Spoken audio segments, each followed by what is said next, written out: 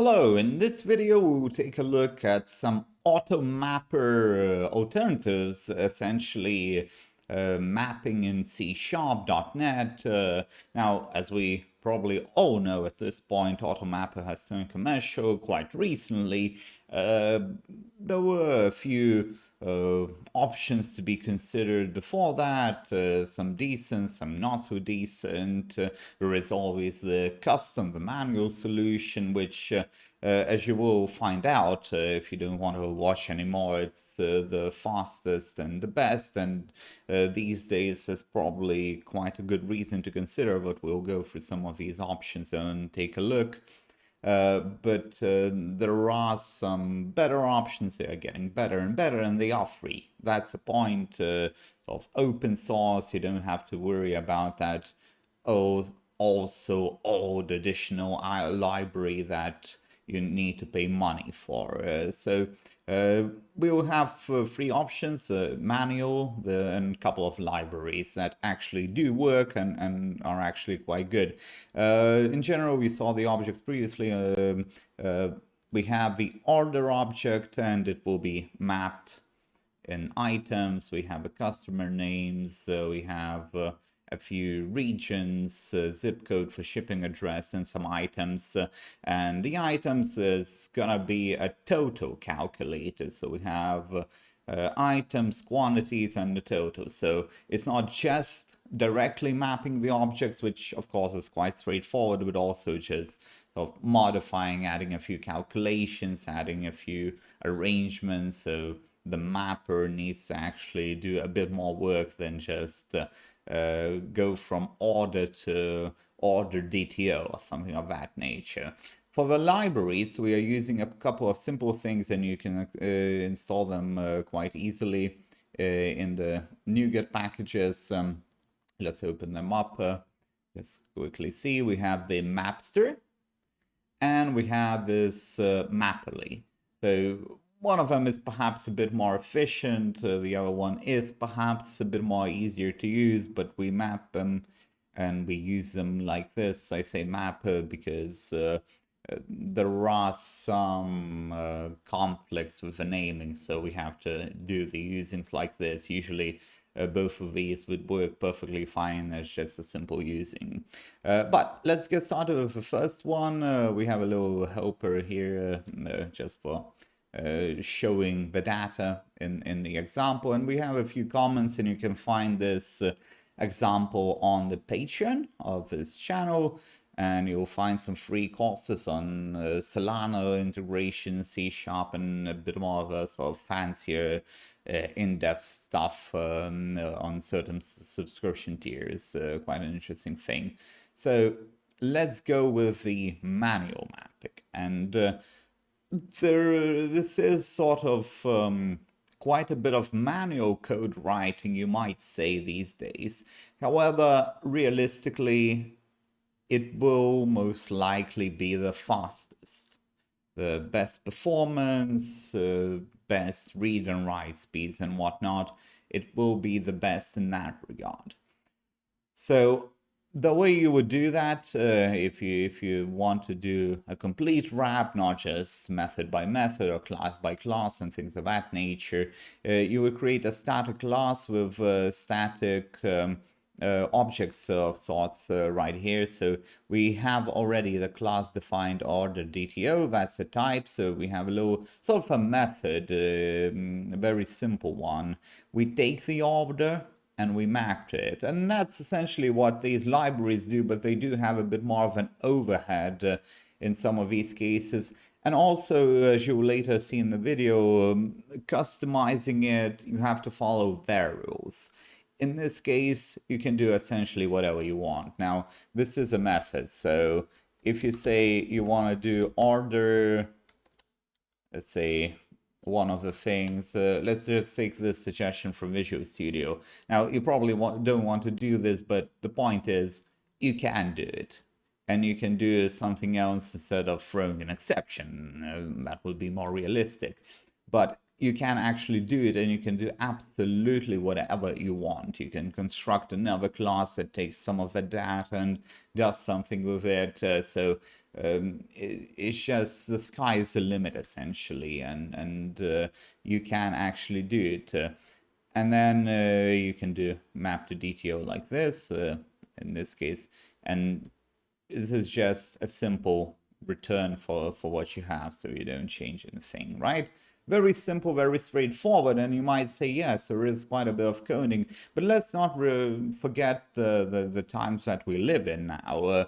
We live in AI world, and with AI, most of the time, at least, unless you have different names, then you will need to change a few things. Sometimes it won't get it right, and we've done a bit of research here. It can be quite troublesome at times, but in general, just your general objects, as long as you set up good folder structure for all these classes, a good setup, which again, you have your wrapper, you have your DTOs, so you map your specific DTOs, and you can do by type of a more sort of fancy arrangements. Perhaps we'll do a video on that as well. And there are actually videos on this channel how to do proper type of. So you just determine a type of, and you read the all the properties of the object, and you kind of just do your own thing. But the thing about it is, you can actually use AI these days. You have one class, you want to map it to another class. You just put a reference in your GitHub Copilot if you're using Visual Studio, and it will do a decent job. And then you'll have full control. And maybe you'll need to change a few things. And again, we've done a bit of testing, well, quite a bit of testing on this quite often, especially when you're playing around with some more sort of deeper customization. You do need to change it. But even still, then you don't rely on any libraries. You have the best performance possible, and you can control anything at any time. So that's the beauty of this whole arrangement. But again, if you just want to get simply started, you have a static class, and then you have a little method in the static class which takes the object from which you map and returns the object to which you map. And then on the return, you can map however you want to. And you see right here we have items, and we select items from the map. That will be these items, and we or rather these items to DTO right here to get to this, and we add them to list, and we have them. And of course, alternatively, if you had, say, items count, the total count, for example, you would just take this and do the count instead of to list. So those options do open up to you quite quickly. However, the custom libraries sort of take care of that to some extent as well. And we get to this Mapster. The Mapster comes from, let's get back to the top here. We have the mapper attribute, but the Mapster is a separate class. Just a quick look at the NuGet package. It says Mapster and React Mapperly. Mapperly is different from a Mapster. Mapster has a sort of perhaps somewhat easier to, the performance might be a bit worse than the next library we're going to look at, but not necessarily. And in general, it may be sort of easier to miss things, and customization can be a bit more difficult, but in reality of it, compared to the next library, we will look at the React, the mapper there. It's actually a bit easier to use, because all you have to do, let's get into this Mapster right here. We have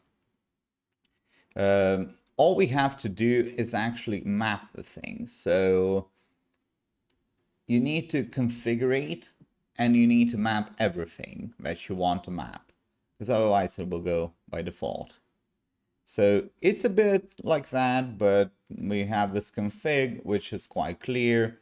And then if we want to do something else, we add something else in addition to the actual response. Though something you might notice compared to the next library, in here we have a sort of simple configuration that you would add somewhere probably in program.cs if you have an API, a Blazor application, something like that. We have a type here, order, and that converts to OrderDto. Here we have order item that converts to order item DTO. Now, for specific properties of those items, shall we say, we have specific needs.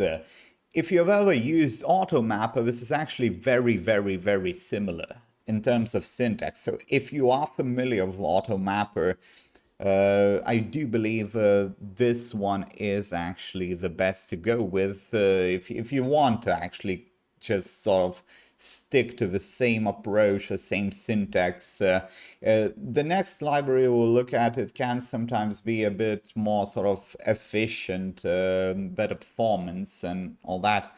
But as you can see, the syntax, if you ignore the new config and a few things like type adapter config and sort of just general syntax wording differences, it's actually very, very similar because you map this to this, order to OrderDto, and then whatever you need to customize, you customize that. So it's actually a bit more similar to AutoMapper, and if you have developers who are used to that, perhaps this is actually the way to go.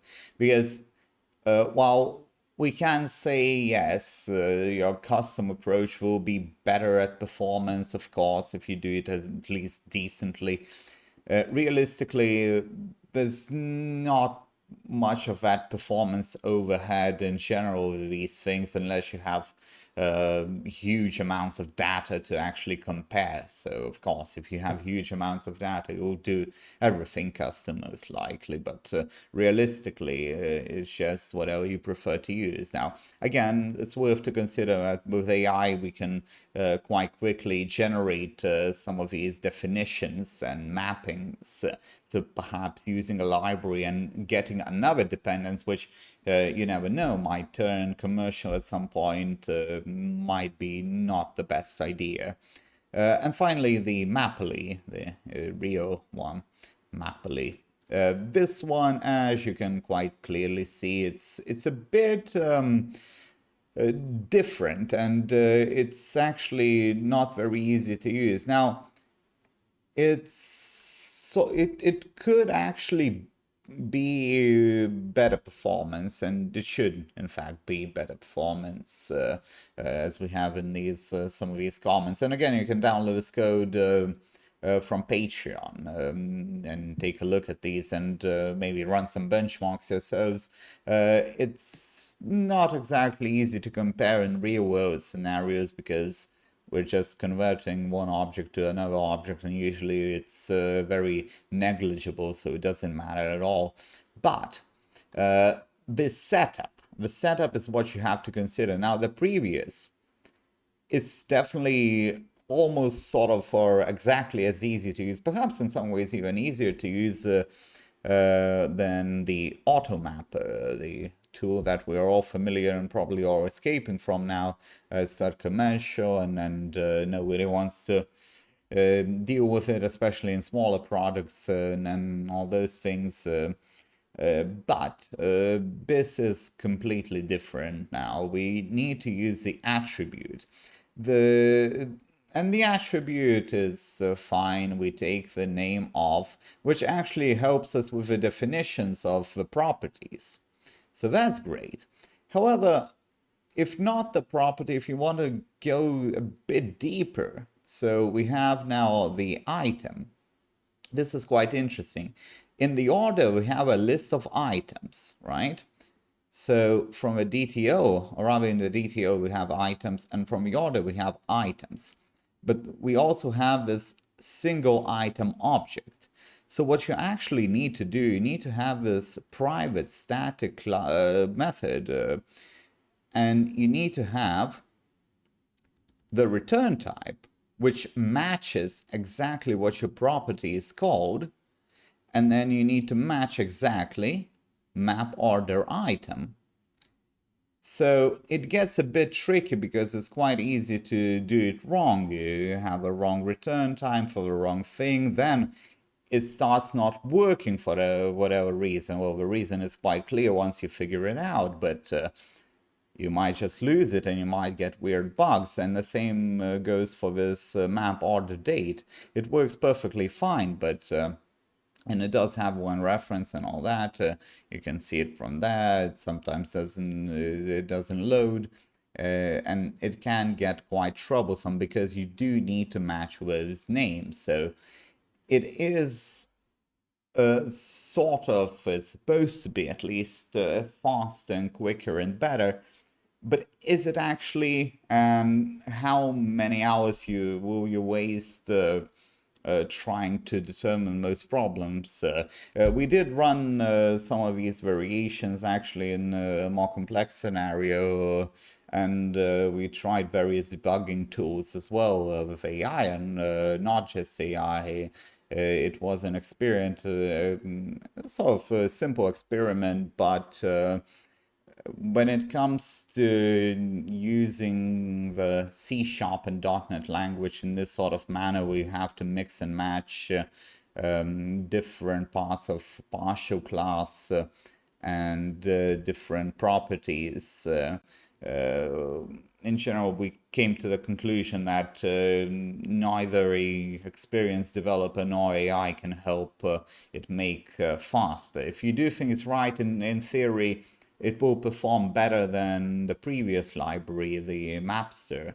However, the margin for error in terms of development, and it's not a hard error, you won't get an error, it just will give you a 0 sometimes where it should be some value. Something to actually consider there. And of course, if you want the best performance and the best handling, you just go with your own custom setup, create another library project, code library project, and put your conversions there, your mappings there, and you should be all good. These days it should be quite easy to do.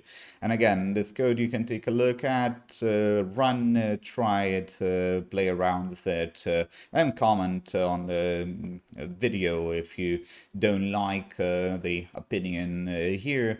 Of course, we try to create some understanding of these technologies in this sort of arrangement and how to use them. However, there is quite a bit of preference in this arrangement. And that said, we will conclude this video.